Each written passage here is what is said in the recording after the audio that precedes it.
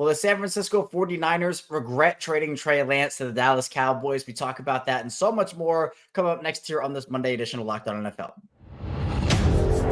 You are Locked On NFL, your daily NFL podcast. Part of the Locked On Podcast Network, your team every day.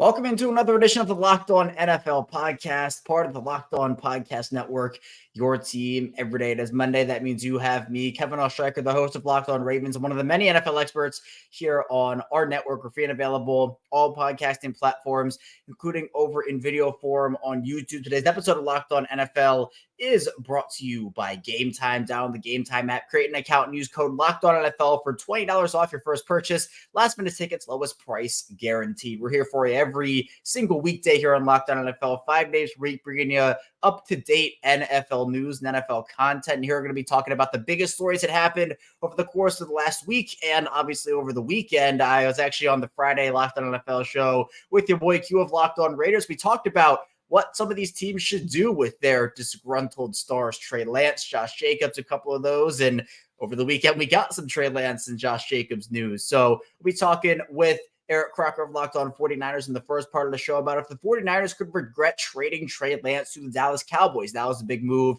Then we'll flip over and talk about the Cowboys perspective with Landon McCool of Locked On Cowboys. And then in the final part of the show, Q will be coming back on from, of course, Locked On Raiders, talking about Josh Jacobs as he signed a one-year deal with Las Vegas. So without any further ado, let's first dive in to our conversation with Eric Crocker of Locked On 49ers.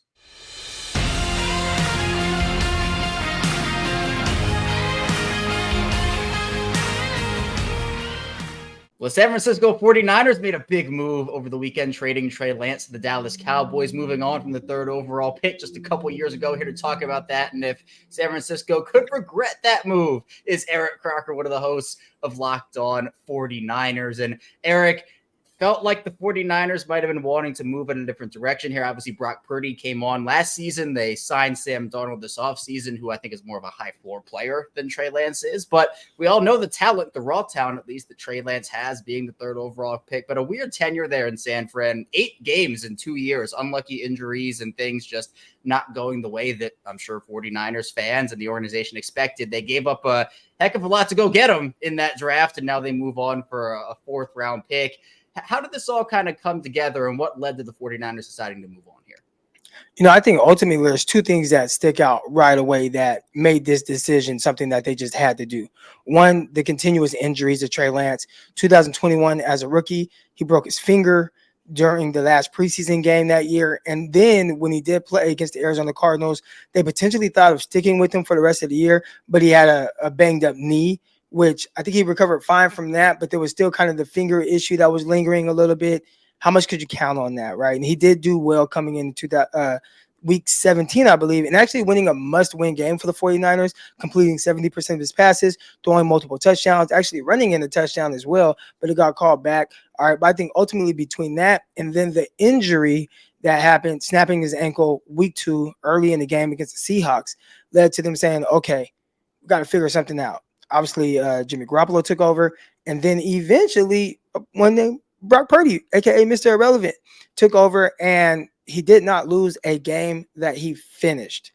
And when somebody steps in and plays that well, regardless of what you invest in someone else, that guy's going to have the leg up in any competition that may or may not happen. And I think for them, they liked what they saw so much from him and felt like that was kind of just going to be him, a guy who they can count on, a guy that you don't have to put as much time into development as you would with someone like Trey Lance, who just doesn't have nearly the experience or reps that Brock Purdy has. And I think they felt comfortable with that. I think the teammates, the players felt comfortable with that as well. And they made the decision to say, hey, we're going to stick with this guy for the long haul. So a lot of it was the injuries to Trey Lance. That's unfortunate. And then a wild twist with how well the last pick in the draft played. Yeah, and I know there's a lot of conversation just about what Trey Lance's career could be in the NFL. What can he be as an NFL player? He goes to Dallas, will be backing up Dak Prescott. What do you think Trey Lance can be, Eric, as an NFL player? Because I think there are a lot of conversations because we haven't really seen a lot of them over these 2 seasons. No, if I'm looking at this objectively, we don't know, right? And I think that's the issue with the 49ers, and I think that's the issue with the fans, and the way that he's covered. I think that's the issue with that. A lot of times after this amount of time, right, we're talking about 2 full seasons where obviously he didn't play much of it, but you have 2 full seasons of this guy being in the NFL. You typically just know more of what a guy is at this point.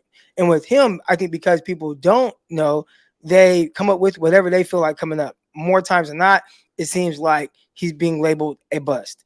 And I don't know any player that has been labeled a bust after not even finishing 4 starts, So that's unfortunate from Trey Lance's standpoint. What he can be, I'm not sure, but I do know these things, right? For all the reasons why they drafted him. The guy possesses a ton of talent.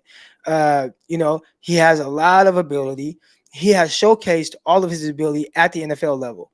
To me, the biggest issue was lack of live reps. And I don't know if he's going to get that with the Dallas Cowboys because, like you said, backing up Dak Prescott, and hopefully nothing happens to Dak Prescott. I like him as a quarterback. I don't care for the Cowboys too much. But, if he's not healthy, then that would allow them to play either Cooper Rush because, we kind of just inserted Trey Lance into that backup role. I don't know what they're going to do, but Cooper Rush did fill in well for Dak Prescott last year when Prescott went down. But between Cooper Rush and Trey Lance, if they do end up going with Lance, that's going to allow him to gain the experience that I think is necessary for him to take that next step. So he's either going to improve because he does have the work ethic, because he is very smart, and he just now finally gets the reps that he didn't get to get at North Dakota State, being a team that relies more on the run. And then on top of that, did not play the following season because of COVID. And then as a rookie, had to sit behind Jimmy Garoppolo and then snapped his ankle. So we're talking about a guy who just has not gotten the necessary reps. If he can get those, one, you will start to find out about more of who he is as a football player. But I think as a person, it gives me the confidence to say, you know what, don't count this guy out just yet. I've seen him play, and it feels like to me, with the more he throws, the more he starts to see things, you start to see a little bit more consistency every time. You kind of got to filter through some of the ugly, which kind of led to him being the 3rd string quarterback and things like that. I know we'll discuss that, but overall, very, very talented quarterback that I definitely wouldn't count out being able to maybe not live up to like the number 3 overall pick, but be a legit starter at the NFL level.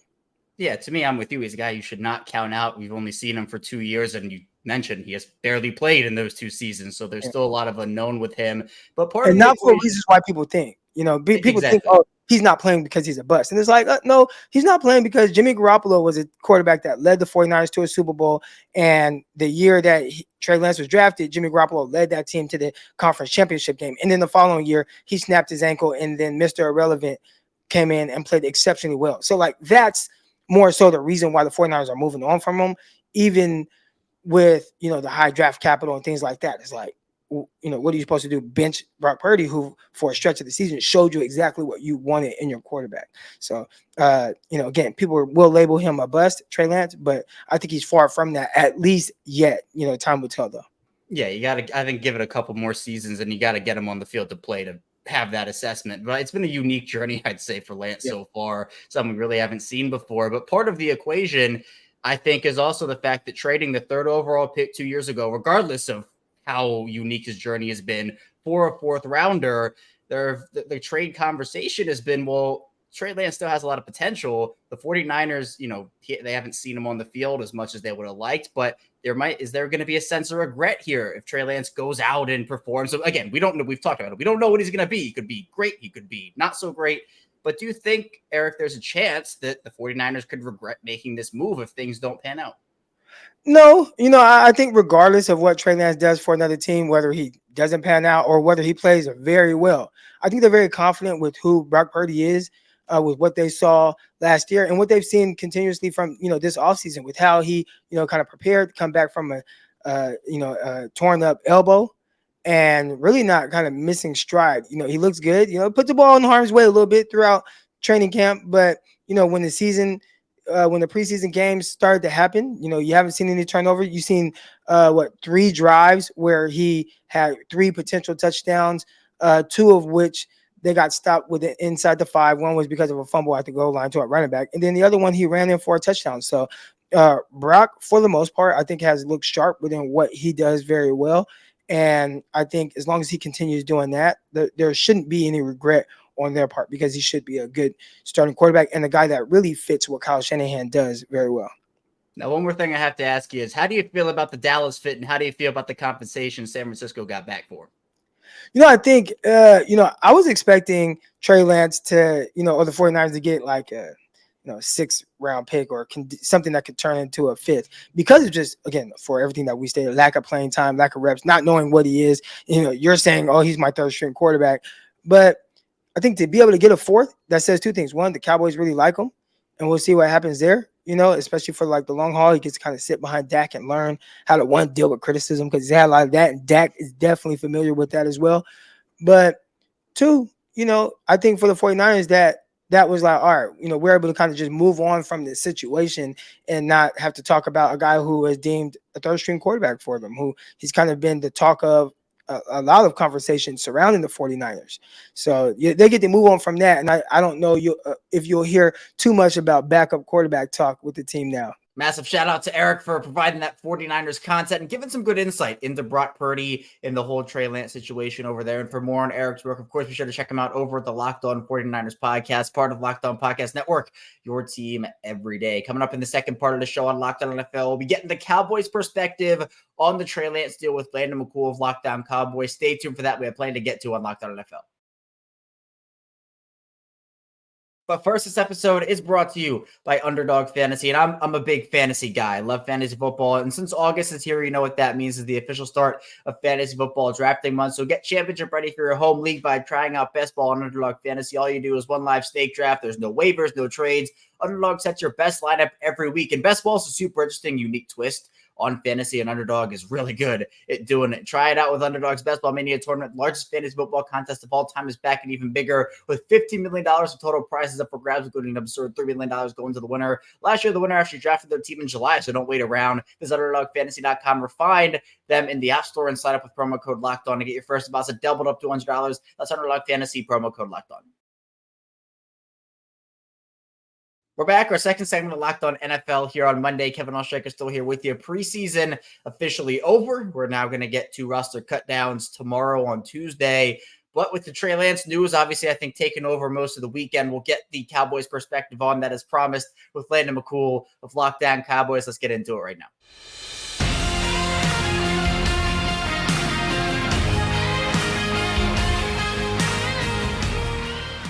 The Dallas Cowboys, they make somewhat of a splash move acquiring Trey Lance from the San Francisco 49ers in exchange for a 4th-rounder. Here to talk about that with me is Landon McCool, one of the hosts of Locked On Cowboys. And Landon, I don't know if this was expected, unexpected. The Cowboys already have a bunch of quarterbacks on their roster, but they add Trey Lance for that 4th-round pick. I want to start by asking you, with Cooper Rush, with Will Grier there in Dallas, why were the Cowboys in the market for another backup?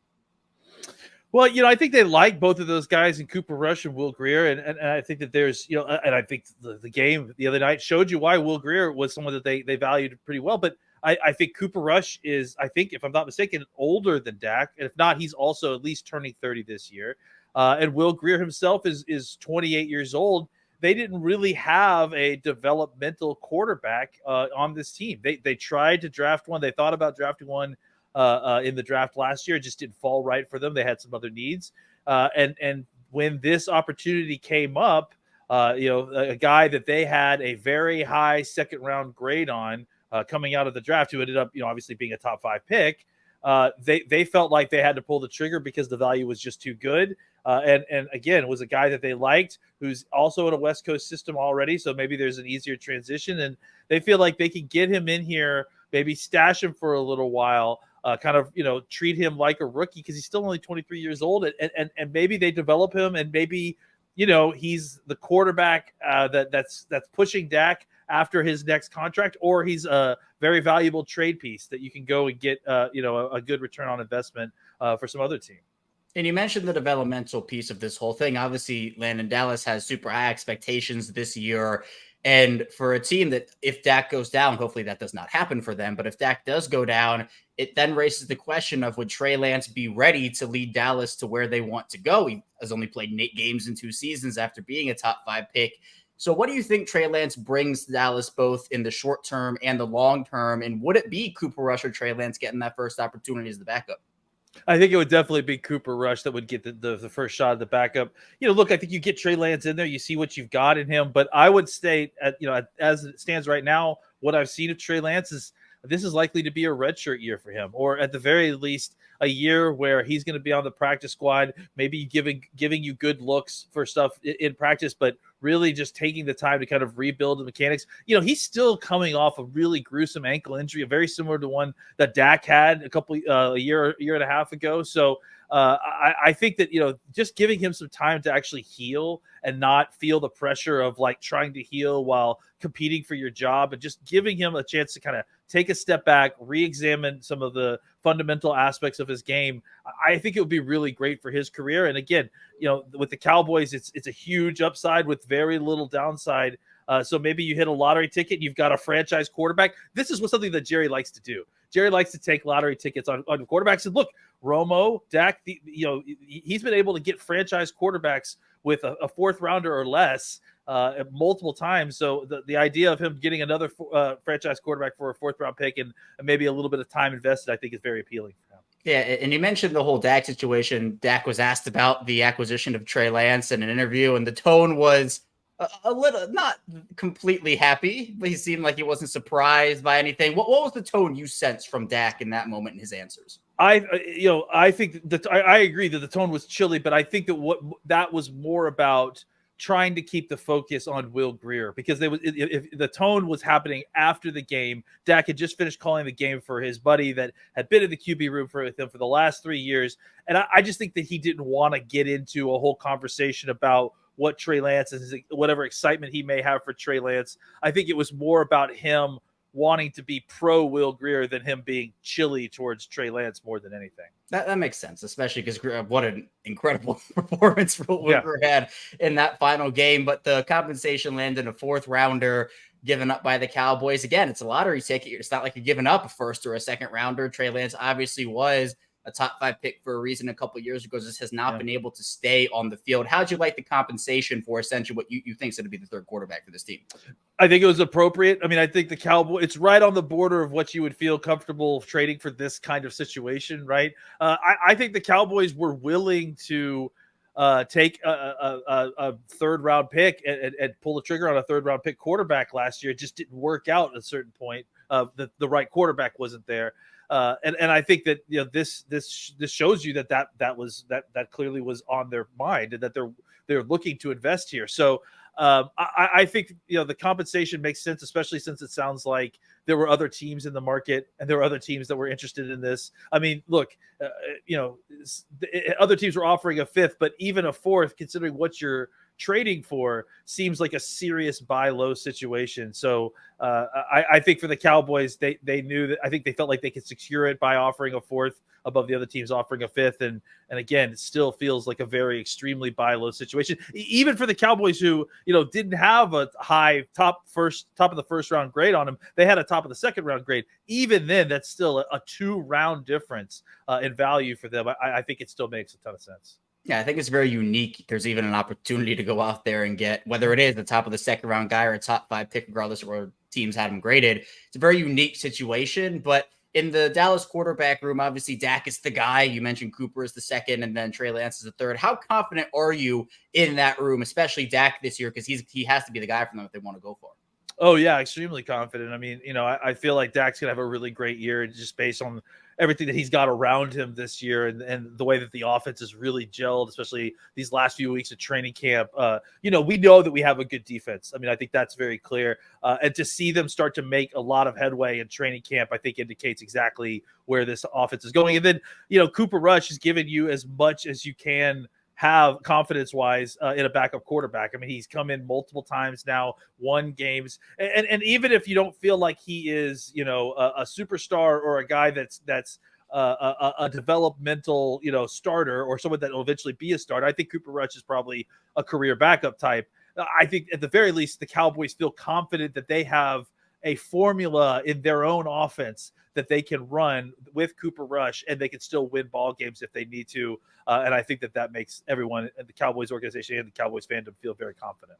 Landon had some really nice points on why the Cowboys would make that move and obviously expectations for Dallas. So big shout out to Landon. And for more on Landon's work, be sure to check him out over at the Locked On Cowboys podcast, part of the Locked On Podcast Network, your team every day. So stuff to get to here on Locked On NFL. We'll be flipping the script, talk with your boy Q of Locked On Raiders about Josh Jacobs signing a deal with Las Vegas. So be sure to stay tuned. A lot to get to on Locked On NFL.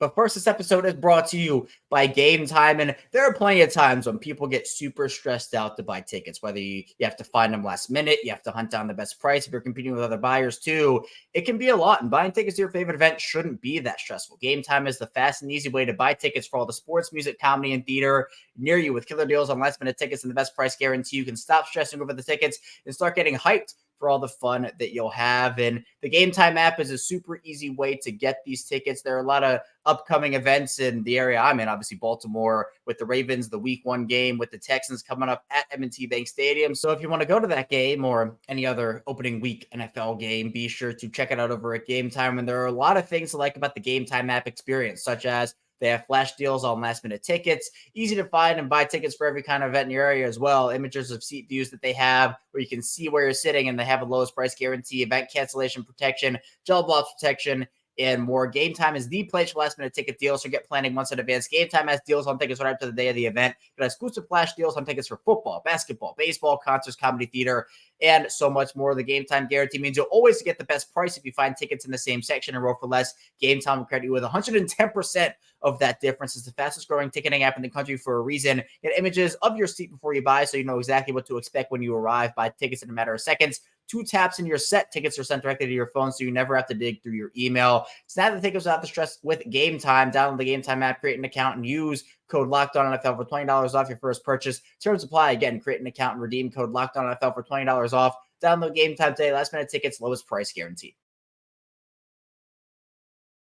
We're back here, our final segment of Locked On NFL. Kevin Oestreicher still talking with you on this Monday. And of course, we're a daily NFL podcast. I appreciate you tuning in with us on Locked On NFL. Be sure to subscribe in video form, audio form. It's the same show, both audio and video. We went through the entire Trey Lance situation, getting the 49ers perspective, the Cowboys perspective.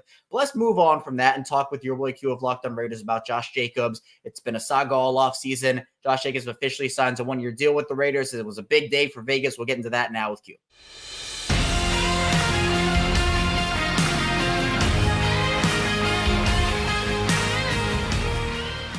Well, if this pairing here seems familiar, if you tune into our Friday Locked On NFL episode, we talked Trey Lance and Josh Jacobs. Your boy Q of Locked On Raiders is here with me to talk about Josh Jacobs. And Q, I think we predicted the future a little bit, talking Trey Lance and talking Josh Jacobs. Jacobs gets a 1-year deal with the Raiders, up to $12 million, essentially replaces the franchise tag in this situation.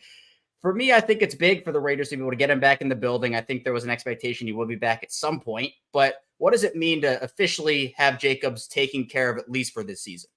I think it's a big deal. I really do. And I think that you're right. I mean, it's big that they got him back into the building now, right? I mean, they could have waited till September. The first game is September 10th in Denver against the Broncos, where he always has a ton of success, first of all. And second of all, it's the first game of the season. You want to set the tone for the team and for the year. And, if he wasn't there and back in camp on time or back to practice on time, who knows if he would have been available. So to get him in before September 1st, to get him in actually before your final preseason game, to come to terms with it like they did on Saturday, I think it's a really big deal. They have a handful of practices now where he can kind of get his football legs under him. He's going to be in great shape. I mean, he's not one of those guys that's going to just go into the offseason and slouch off and come in like a pumpkin or whatever. He's going to be in good shape, but it's still something to be said about football shape. So I think it gives him enough time to get acclimated, get familiar with the new guys that are around. But, it's the second year in the system, so it's not like he's got to get used to the new system. So I think it's right on time for the Raiders. I think it brings a big boost to not only the team, But the locker room, I know the coaching staff is fired up, but I think the locker room is even more excited to have that guy who is their leader on and off the field. He's a guy that's, like the engine that makes everything go. When the Raiders were looking for an identity last year, Josh Jacobs said, I'll be that identity. And so I think it's really good to get him back. And, he has a new number this year, so he's number 8. So everyone has got that 28 jersey. It is expired now. He has that number 8. They showed a picture of him on Sunday checking out his new uniform, and you could just see the excitement on his face. So I think all is good with Josh Jacobs and the Raiders, at least for this year. And now it's just time to get ready for Denver.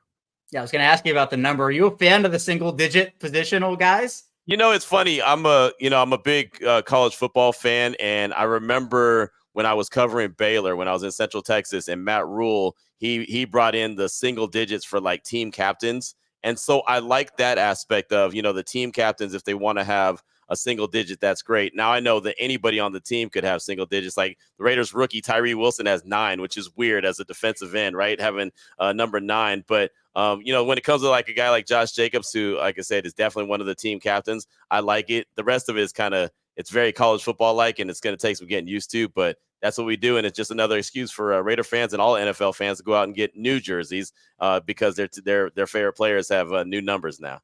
Yeah, for me, I think as long as Teddy Bridgewater is not wearing 50, because that Right. that was just ridiculous to me. Right. I think if that's out of the, and I think the Lions actually gave him a new number. It was They crazy. did. I think he's 17 now. Yeah. Yeah. So, That's a lot more tolerable for a quarterback. But right. Yeah, as long as that's not going on, I'm fine with this. It's taking some time to get used to, but yeah, I'm it's kind of weird. Yeah, but it's kind of weird, but I don't know what to make of it. But it's fine. It's what it is. But for the value of the Jacobs deal, Q, 1 year up to 12 million. Obviously, there are some incentives in there. Franchise tag is about 10 million. So a little bit more money for Josh Jacobs. Do you think it's good value for the Raiders and for Jacobs?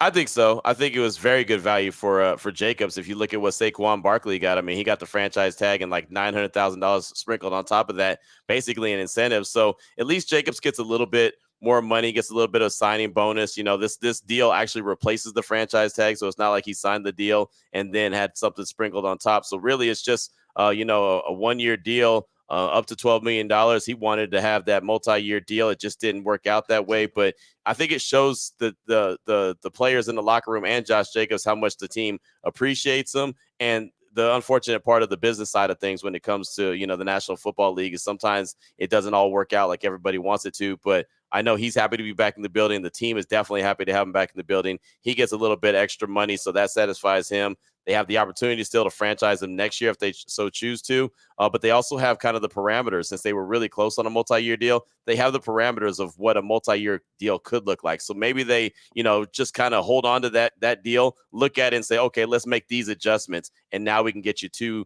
maybe even 3 years. And so he's still a young dude. He's only 25. So it's not like he's a older cat, right? And he didn't have a lot of wear and tear on his body coming out of Alabama. He was part of a running back by committee, which is what made him really so much more valuable, in my opinion. So I think that, things will work out just fine. He definitely wants to be a Raider. He's excited to be a Raider, and I know the Raiders are excited to have him back. Yeah, we'll see what the dance is next offseason for the Raiders and Jacobs, but at least he is back for this season and they were able to work things out. But I'm curious about what you feel like Jacobs can do this year, Q, to build off of his career year last season. Obviously, there were some questions about, well, is he a guy that Raiders will even want to sign to a long-term extension? He had the breakout. Well, I think he was already good, but he had the breakout last year. So what can he do this year to build off of that? Well, I mean, it's not much you can do to build off of 1,600 something yards, right? I mean, he led the league in rushes, rushing yards. I mean, he was that guy. He had 12 touchdowns. He played in every single game. I think that it'll be a little bit of a cutback. Like, I don't think he'll have 353 carries. I just don't see that happening. I think that him and Zamir White will kind of split the duties, but he's going to get the meaningful carries, the one that they really need. He, like I said, he's the identity of the team. He's the engine. He's what made it go last year. And now with Jimmy Garoppolo as a quarterback, that's something that he needs. He needs a strong run game. He needs to have strong weapons around him. He needs the defense to be better. Well, Jacobs provides a lot as far as the run game goes, and he even receives the ball out of the backfield. Even though a lot of people kind of sleep on who Josh Jacobs as a receiver, he does a really good job and had 50-something catches last season. So a lot of people don't look at him as a guy who can catch the ball out of the backfield. He absolutely can. So he's just an all-around guy, and he's going to help Jimmy Garoppolo in a major way, I do believe, come along in this Raiders offense and work with the new weapons that they have. So he's just a key cog to the offense, and it's good to see him back. I know it's been very stressful for Raiders fans to figure out if Josh Jacobs is going to be back with the Raiders this year. Well, he is, and Q provided great insight on that. So shout out to Q. And for more on Q's work, check him out over at the Locked On Raiders podcast, part of Locked On Podcast Network, your team every day. That's all I have for you here today on Locked On NFL. Thank you so much for tuning in on this Monday edition. Coming up tomorrow, I'll be right back here with your Tuesday host. So be sure to stay tuned for that. We'll see you right back here tomorrow.